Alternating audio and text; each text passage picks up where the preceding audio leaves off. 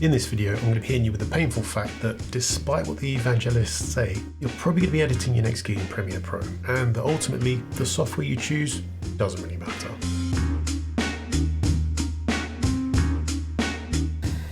Right then, Premiere Pro, Adobe. Lovely, reliable, money-grabbing f***s. Love it to hate it, Adobe, and more specifically Premiere, is the tool you're going to be asked to use by most agencies or in-house gigs, and even sometimes as a freelancer if they want the project files. Now, some of that is down to industry inertia. It's kind of embedded itself and taken over from Final Cut after its fall from grace. And you know what? Resolve has made some great progress. The editing tools are more friendly than they used to be. The sound tools have improved. Hell, even motion's gotten better. However, if you need to work with anything other than video, whether that's more complex motion graphics, some light VFX work, or a proper sound cleanup, you're probably going to be using some other piece of software. And Adobe has an answer for every one of those problems. And with Dynamic Link, they all tie in together and save you a lot of time in rendering. It's the Apple effect.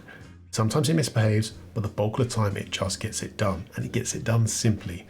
No longer do you have to sit around and wait for renders for a different version of a VFX shot or a piece of motion graphics.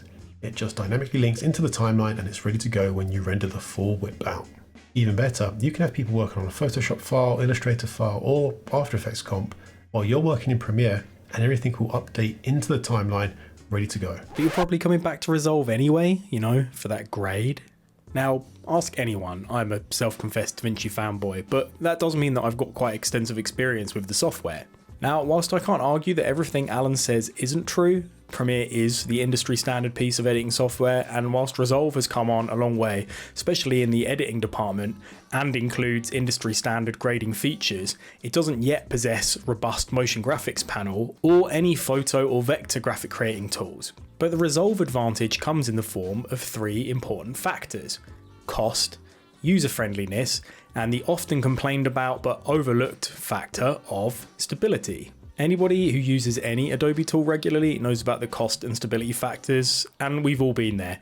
Days into a project, it's night time, sat in a dark room, waiting to export the final pass when you get an email through from a client who loves the idea but wants to change the script, the music, the actors, everything, the idea, and you hit spacebar one last time for the night just to check over the edit you've slaved over creating, and you're left wondering why you pay hundreds and hundreds of pounds a year for a piece of software that's built on code that's older than you are. DaVinci, on the other hand, is very stable, even switching between its multiple panels regularly in a session. Also, it's free. You heard that right, absolutely free. This is why I tend to recommend it for new editors. It's exceptionally user-friendly whilst retaining a lot of the advanced tools that Premiere users would be used to. Ingest and media management, proxy workflows, pre-cut and editing panels, grading tools, advanced audio editing tools, Fusion, which is their own 2D and 3D VFX software, and then the export page, which can create anything from simple MP4s to DCPs and anything in between. It's a great tool to basically learn your editing craft, and if you needed to jump into Premiere at any point in your career, it lays the foundations for it. If it sounds too good to be true, That's because it is. Can you tell he's a fanboy? Premiere gets memed on a lot, and I'm not going to pretend that's entirely unjustified. Adobe have done a lot to earn that reputation.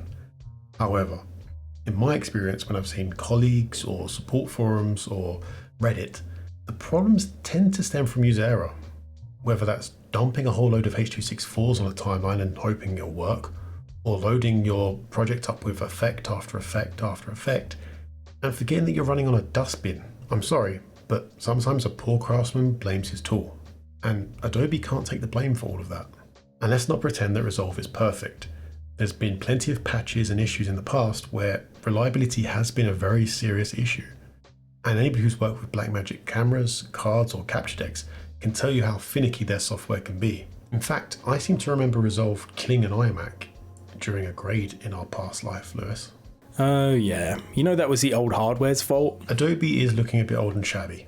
It's that old battered screwdriver that you keep in the kitchen drawer because it fits 95% of the screws in your house. It's not perfect, but it's a lot more reliable than people would have you believe. The code and the interface probably need an update and an overhaul. But let's not forget what happened to Apple when they updated Final Cut. There was a massive backlash, especially from a very vocal editing community. Adobe are kind of stuck between a rock and a hard place. If they don't update, they're going to keep getting memed on. If they do update, they risk getting memed on anyway. And, as I pointed out earlier, Blackmagic aren't exactly saints here.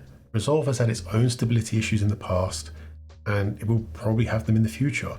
It's just the nature of the beast. And there's an argument to be made that the reason Premiere gets memed on so much is because of the larger user base. More people using it, more problems, more memes to be made. Premiere is probably just as easy to learn as Resolve, let's be honest. And guess what? I can move the panels around to put them where I want. I concede a few of those points. User error will make up a big portion of the issues that any editor will encounter, like editing with H.264s being a big one. And of course, just like any piece of software, Resolve does have its foibles, and yes, it did kill an iMac in cold blood.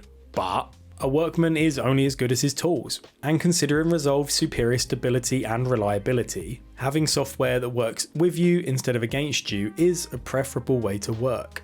I'll even give you the customizability thing for Premiere. It really does allow you to mix up the interface, but then I'd argue that that is one of the things that causes so many issues with the program. I can remember countless times I've tried moving windows around only for the software to totally crash. Resolve has many of the options Premiere has, except they're more of a toggle window system, not a totally movable panel. It was jarring when I first started using it, but it's easy to get used to. That bit's subjective though. I think we should probably round this off though. We could argue all day about which one that we think is better, but the truth is that they both have similar but different applications. Most of the industry, if you're working on corporates, TV commercials, shorts, music videos, etc., is Premiere based and Avid, unfortunately. There's a very good chance you'll never see a job listing asking for Resolve editing experience. With that being said, if you're a freelancer or a small company just starting out and you're not reliant on After Effects to do your motion graphics or don't have it tied in with Premiere, then Resolve is an infinitely powerful tool to build your business on. Being able to start and finish a project in a single program can't be understated. Even Alan will attest to how awful doing the round trip dance can be and how late it's kept us in the office sometimes. Couldn't resist one last pitch for Resolve, huh? At the end of the day, whether it's Resolve or Premiere, learning the software well enough to do the job should only take a few hours, maybe a day or two. What you should be focused on is your actual editing, not which software you're using. Hell, software can come and go. We kind of touched on earlier how Apple fell from grace. The skills an editor needs are entirely transferable. Picking your cuts, weaving a story, finding creative solutions to problems and adapting to limitations, and occasionally doing some troubleshooting. All of these are entirely platform agnostic. Resolve does have a free version, so if you're a student, a small-time content creator just getting started, or money's really tight, it's kind of a no-brainer. But be prepared for the bad news that your next project has to be edited in Premiere. Brush up on those round trips, and good luck out there.